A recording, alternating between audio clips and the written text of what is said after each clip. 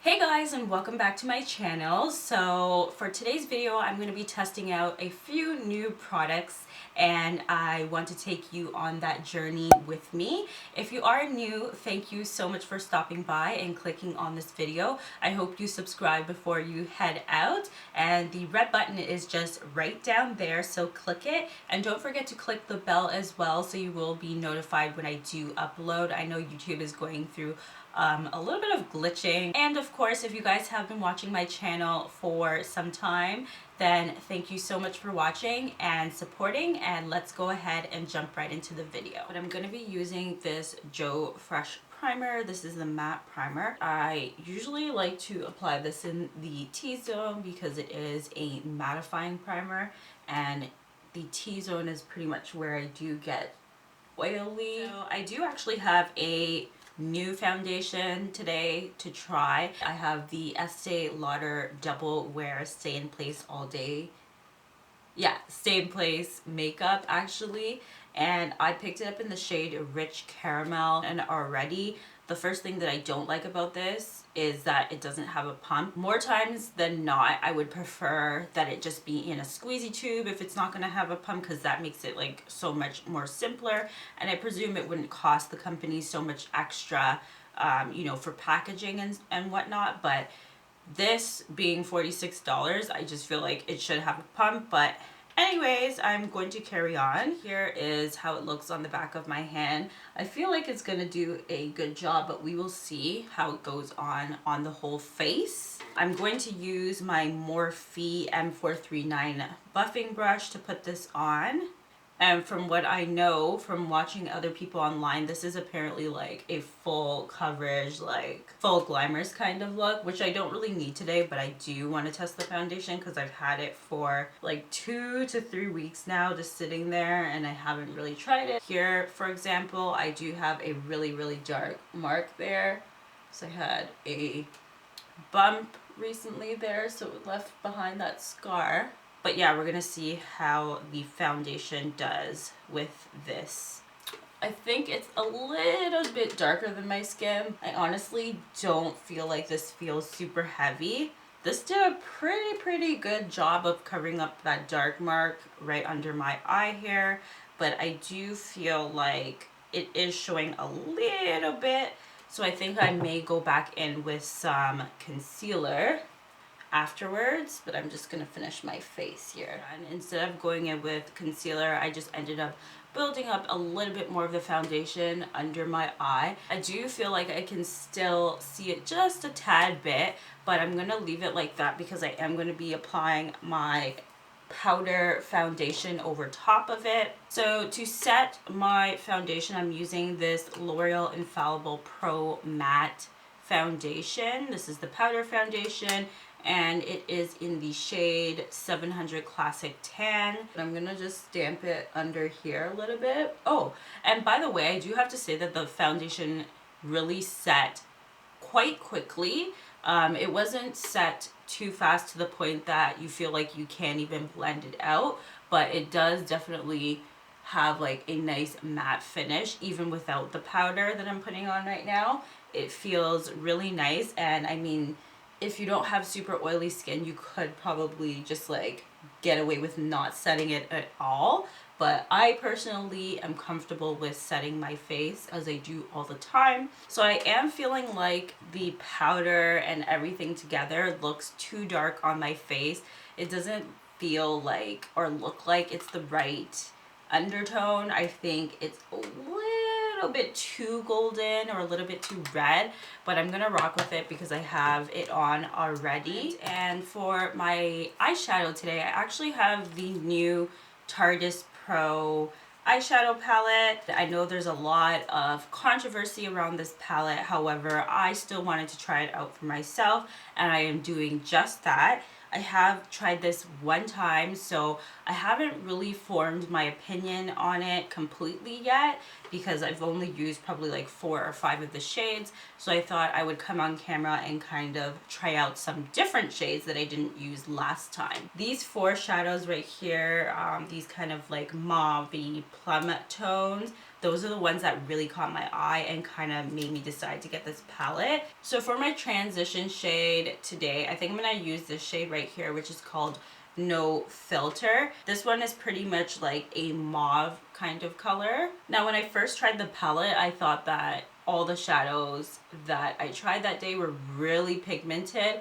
In fact, the orange eyeshadow in here called Whimsy, I used that on my crease last time and I was like overwhelmed by how pigmented it was. What I've been finding so far with the shadows is that they are so easy to blend out and very buttery. So I'm gonna use the shade Minx right here, which is one of their foiled shadows.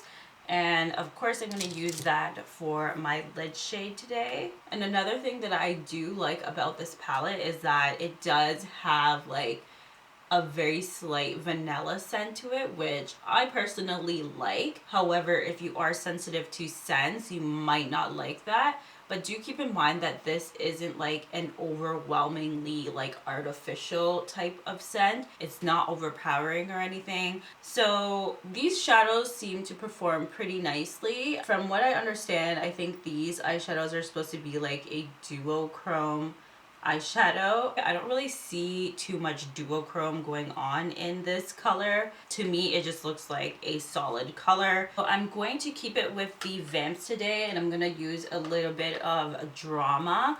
So Drama is like a darker mauve-y red tone shade right here, and it's also a matte. And I think I'm going to use that for my outer V shade. I'm also I think going to blend in a little bit of Edgy because I don't want it to get too dark. And Edgy is also a brown shade. So I did swatch this Drama shade on my hand and I did find that it does feel a little bit drier than the other shadows that I swatched initially. So shades like Bold, Profesh, Fierce. But it does seem to be performing okay on the eye. I don't see it being patchy or anything, so that's totally okay. I also did find Vamp to be a little bit drier, which is the shade right on top of Drama. You guys may see me looking down because I am using the palette mirror here to do my eyeshadow. I really do love the mirror on this guy because it's really big. You can see your whole entire face. Of course, I can see very close up as well. I think what I'm gonna do is maybe mix a little bit of Vintage, which is right here, and I'm gonna tap off the excess because these eyeshadows actually seem to be a little bit powdery, or quite powdery. But they perform, so I don't mind. And let's go for Innocent. And just bring it down to meet with the transition shade. So the last step I'm going to take is I'm going to apply this lipstick. This is ColourPop's Prim lipstick, and this is an ultra satin. This is like my favorite formula of lipstick from them, so I'm just going to apply this. And right off the bat, you can tell it's a nice vampy type of color. It's not too vampy. It's kind of daytime appropriate, if you ask me.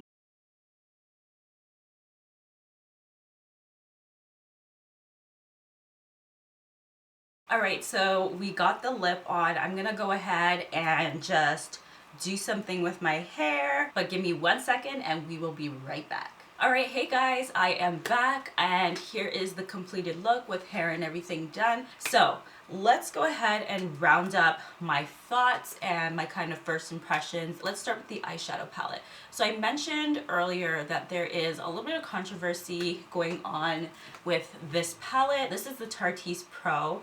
At first when I got this palette, I love the packaging. I don't particularly like the matte top case because it does tend to leave fingerprints. I haven't had this for that long and it already looks, you know, you can see all the fingerprints on it. You get what I'm saying.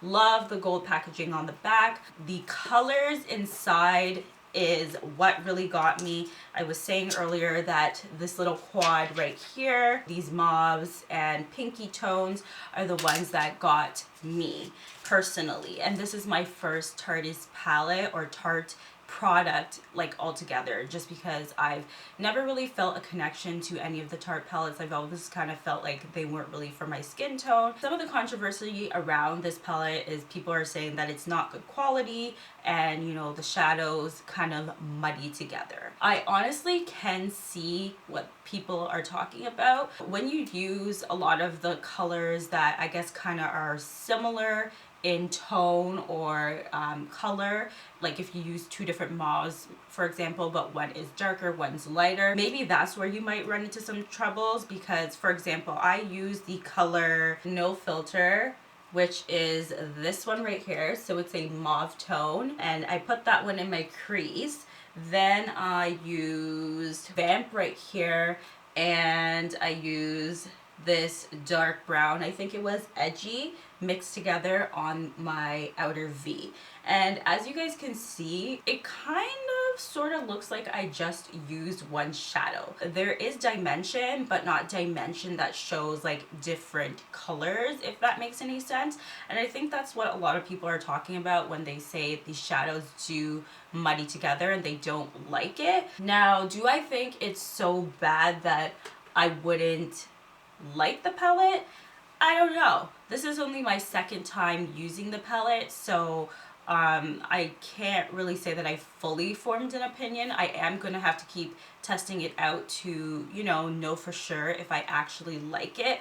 But I can say that the muddiness of the shadows does exist. Now, I don't want to spend too much time on this palette because I am gonna kind of come back and do my full review or thoughts on it. So I'm gonna move on and talk about the foundation. In terms of the color, I personally don't think this is the best color match for me. I think it is really close, but the undertones are a little bit off. It does seem a little bit too warm and slightly red for my undertone. I'm more of like a yellow golden skin tone, if that makes any sense. I do love the finish of the foundation, but I don't know that the color is the best. I think if anything, I probably will just go back and change for a lighter shade just so I can have a better match.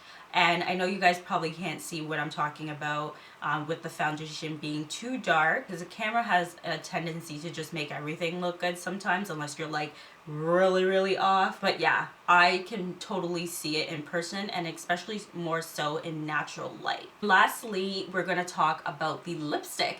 This is ColourPop's Ultra Satin Lip in the shade Prim. And of course, like all the other Ultra Satins that I do have in my collection, I like this color. It's a nice vampy tone look, and I feel like this is a vampy color that is not too dark. I think if you're looking to kind of go a little bit vampy but not too vampy, this is nice for you. It's a satin finish, but the thing about these lipsticks is that I feel they kind of dry down as you go on throughout the day. They are not like super dry powdery type of a matte look, but it does kind of give you a little bit of a matte effect as you wear it throughout the day. So I really do like this formula. I think I'm going to put my neck out there and say this is my favorite formula from all of the ColourPop lipsticks. These ones seem to hold up all day and they don't like move all over the place, even though they're not kiss proof.